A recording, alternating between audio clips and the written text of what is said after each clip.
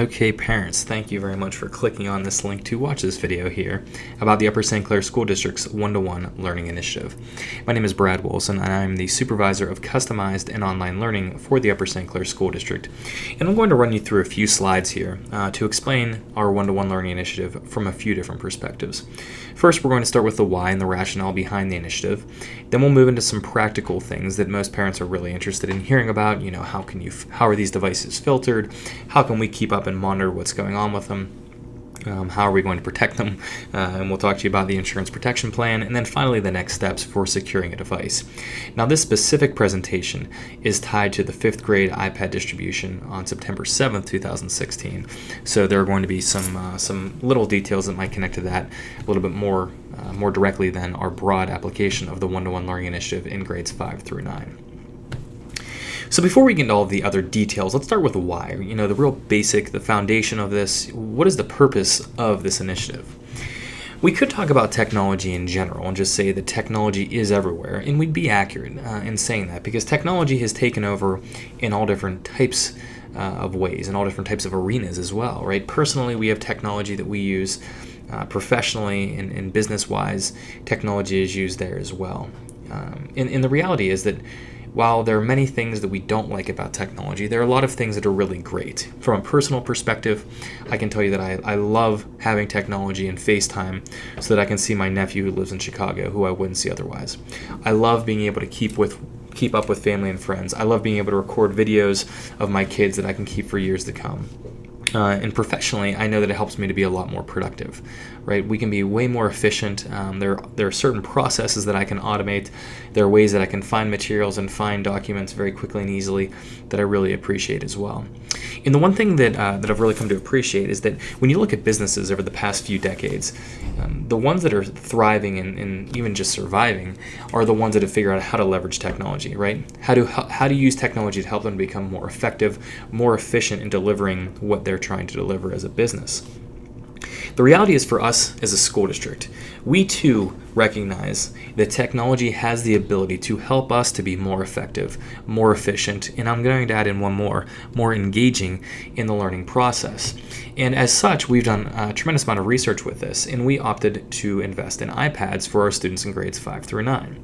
So the iPad is the device that we're using, but it's really important for us to be very clear on this up front. While we've given this general technology introduction here, this initiative, the one-to-one learning initiative, is not a one-to-one technology initiative. Yes, there are devices that are being handed out, but it is much more about learning. It's about how can we increase learning, how can we improve learning to be more effective and more relevant to the lives that these children are going to lead. And the ultimate goal being to help every child become the best version of them that they're capable of becoming. That's what we're here for. We're here to help every child be the best version of them that they can be. And given that all children are unique, the technology really helps us to meet them very effectively. And I'll explain how here in a few minutes. So one of the big challenges that we have here with this initiative is that for most of us, our schooling didn't feature technology. And best practice was purely two different variables brought together. The way the teacher taught, is what we would call pedagogy, and the content, and the most important content taught. So are we getting the most important content taught in the best ways? That would equal best practice. What we're doing now is we're adding in this layer of technology, which to many people seems like it functions and sits on the outside of that and just takes away from the great things that already were happening. But the reality is that when used the right way, when technology is leveraged to the best of its ability, we have a new area of best practice. And that's where technology just sits in that area of fitting in with the best practices of teachers and the most important content and skills to be learned. That's what we're targeting here in the Upper St. Clair School District.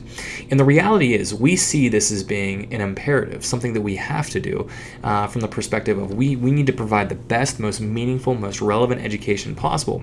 Because if we don't, and kids only leave knowing facts, knowing some basic things, and not having that critical thinking and some of those deeper thinking skills that really can be brought out with this, we see that they are going to be put in a bad position whenever they get out and they're looking for jobs.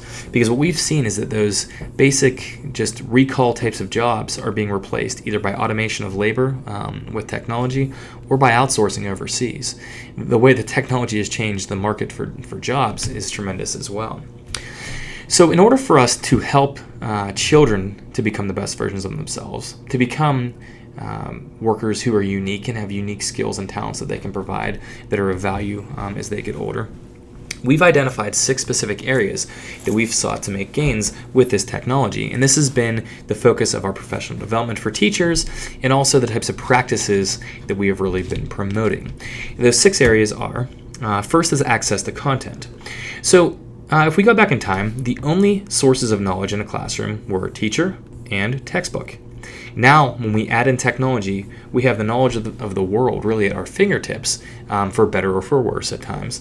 But, we can definitely Google, we can find a lot of things on the internet. But what our teachers have really become very skilled and proficient at doing is using blended schools, or it's really the Blackboard learning management system for those of you who are familiar with it, to hold a lot of our resources, a lot of websites and other content, which gives children 24/7 access. So if a child is at home trying to study, they're not stuck with just a book or just what they remember. They now have access to a lot of different materials that teachers can make available. Second is communication and collaboration. So this is the one that I think many people would say, this doesn't make sense at all. You're saying that you want kids to communicate and collaborate, and you're giving them a device. That's counterproductive. That doesn't help what you're trying to help. But the reality is that when used correctly, technology really can facilitate a lot better communication and higher quality collaboration as well. A couple quick examples. A child emails their teacher because they're stuck and they don't know what's going on in a class. That doesn't mean they get an answer right away, but it makes it so that when that child arrives to class the next day, the teacher knows what they need help with, and they can help that child with that specific issue or that specific problem. With Google Drive, in terms of collaboration, in the past we would have where children were working on some sort of a group project. One child would have the sheet of paper, and by nature, only one child can really keep notes on it. With Google Drive, we can do those same types of projects where every child is contributing and involved and has access to the materials at all times. This includes whether it be something that's just a Google Doc, which is some type of a paper worksheet equivalent, or it could be a presentation or a spreadsheet where children can really work together in determining and collating and collaborating on data. So when we think about it overall, there is a tremendous amount of facilitation with communication and collaboration. Next is feedback and assessment. With feedback, it really is amazing to consider how significant feedback is in determining your growth and really supporting your growth in any type of endeavor. Think about sports, think about extracurriculars like playing an instrument, or think about something in school. That feedback that you receive really can be very powerful. So imagine being able to get that feedback right away. Or instead of having a paper that's graded with pen and annotations on top of your sheet of paper, if you had your teacher's voice explaining to you exactly why that comma should be in that spot.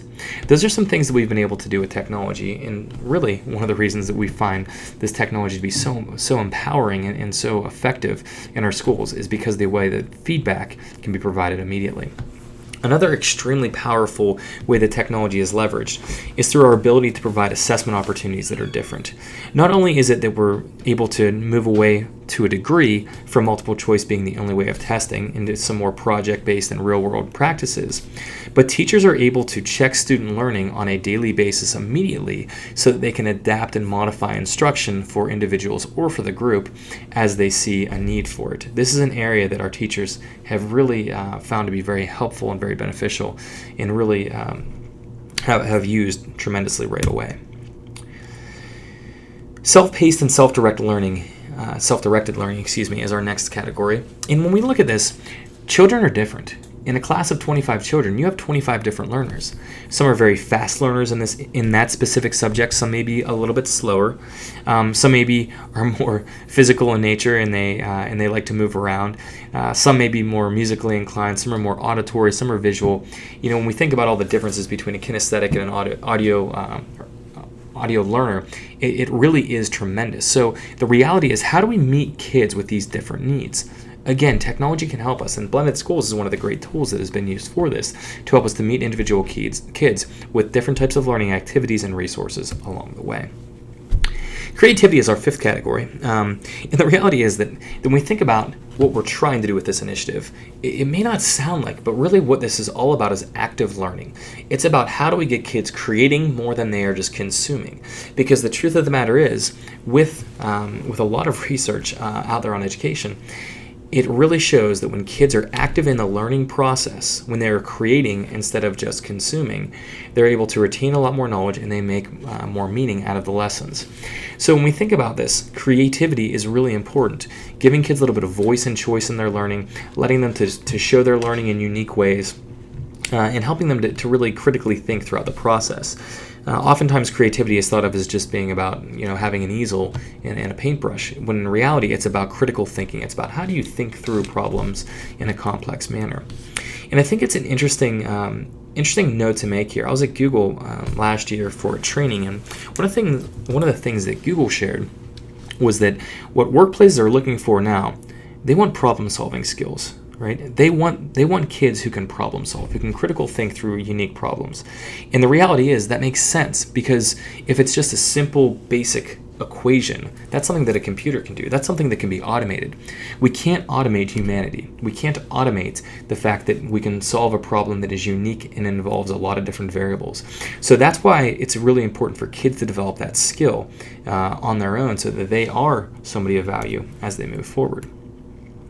And the umbrella that fits all of the other 5 under it is really engagement. So really what this is all about is, how do we engage children in the learning?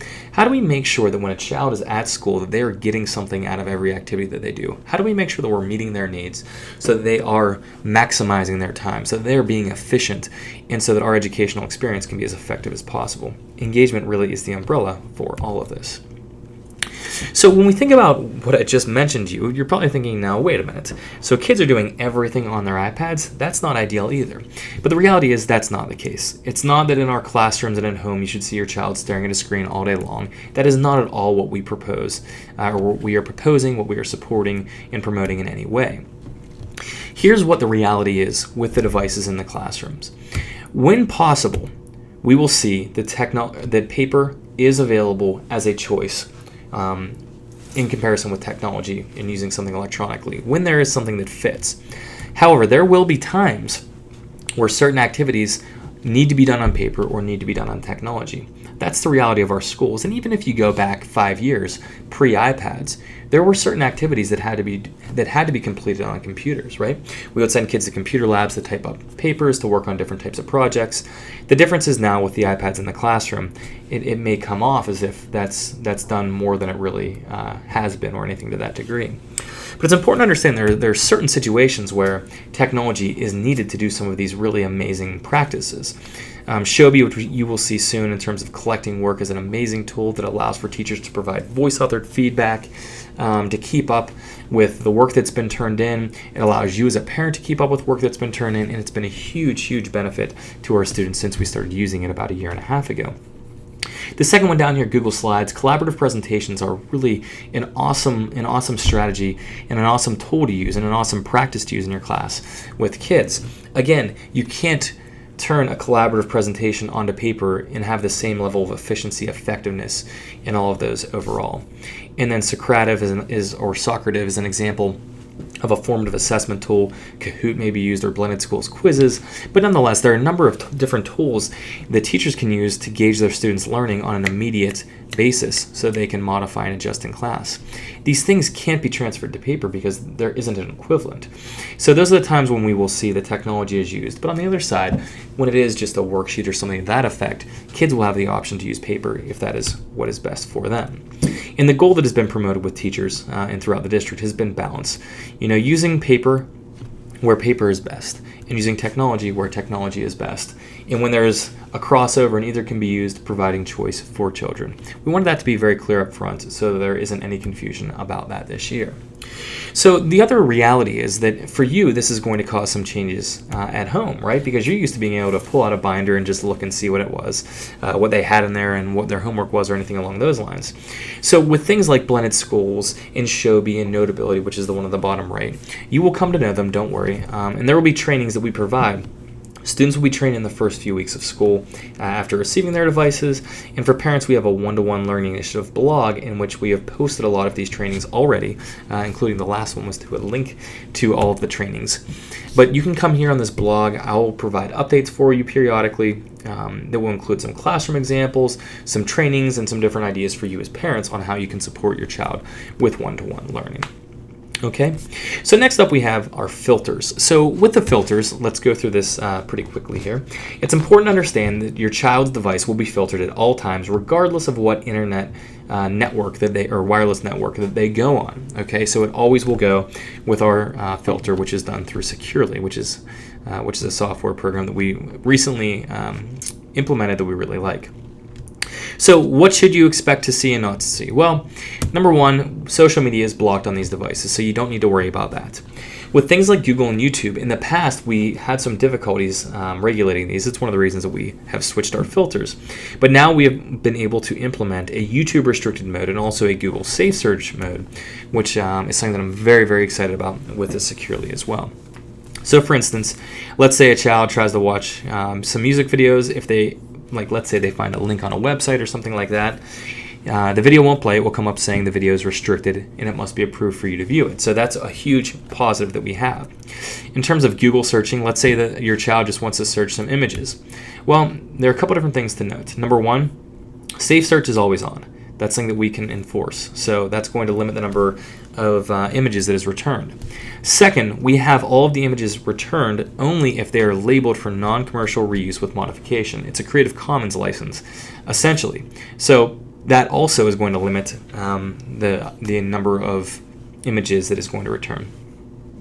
And then finally, let's imagine that instead of searching something innocent like baseball, they search something that wasn't so innocent. What will happen is it will actually pop up a screen that says that this search term has been blocked, and it sends it to us so that we can see what that is. So that's an important thing to understand, that there are a lot of these in place, and that search block is not only for images but also for regular Google searching as well. Now, let's talk about some other filtering in terms of apps, right? Apps are what make devices and iPads and other mobile devices really what they are. So how are these filtered? Well, the way that it works is we do not give access to the App Store, but instead we have what we kind of refer to as the Upper St. Clair App Store, which is an app that is called self-service. In self-service, we're able to place whatever apps we would like for the kids to be able to download in there for them to download on their own. So they have choice within what we put out there, and we do not put out games or anything along those lines. So that is another form of filtering, I guess, that you could consider on these devices. Now, how could you monitor the usage if you decided that you wanted to keep up with what is going on? There are a few different ways. Number one, if you want to just take the device, and by the way, just so this is clear up front, every parent has the right at any point in time to pick up their child's device and look at it. It is your right as a parent, just so that's clear. But nonetheless, so let's say you want to see what your child is doing on Safari, which is the internet browser they're using. If you were to click on that bookmark icon and then scroll on down to where it says history, if you tap on that, you will see that they have a whole history here of what they've been doing. Now, two things to note. Number one, they can push clear. They can. But if you find a clear internet history, that is 100% admission of guilt, right? It is, and I say that kind of jokingly, but not completely, because there's really no reason for that to be there. You may notice that up top, this looks like it is black. That's because they're in private browsing mode. If they're in that, then it is not going to record their history. Just so you know, though, it still sends all of their history to us, so they can't really hide it. They can only hide it from being visible on the device. If you would like to see that private browsing, though, if you click on the plus, you can scroll over, and then at the bottom it will give you a link for private, and that's how you can see where that is. Now, one of the other things that's great is that Securely, what we're using now as an internet to filter, or excuse me, as a system to filter district-wide, they are also going to be offering a parent portal. So we're going to follow up the presentation, and actually in the where this video will be linked as well in an email. But we will follow up with a link to sign up for beta testing of the Securely parent portal. Essentially what you would get is an email that will be sent once every week that explains what's been going on. So what we can see administratively, I'll share with you, and then I'll tell you about how you'll be able to see it as well. We can see videos that are watched, searches, the specific websites watched. We don't have any social media on, but if we did opt to turn on social media, we could monitor that. It'll tell us a lot of different, and for you, what you will be able to see, first, as I mentioned, is a weekly email. Then in the future, they're planning to put out a full portal that would allow you to have the same type of access to your child's internet usage whenever they're at home. So it's a really good thing to note how you will be able to access that moving forward. So I want to speak to you a little bit about this insurance protection plan agreement. Now, with it, it is $30 for the year, and what it covers are accidental breaks. So if your child accidentally breaks their device, they drop it, the screen shatters, something gets jammed in the headphone jack, whatever it may be, that $30 protects that first break. And if they break it a second time, they will need to pay a $30 deductible prior to getting their repaired device back.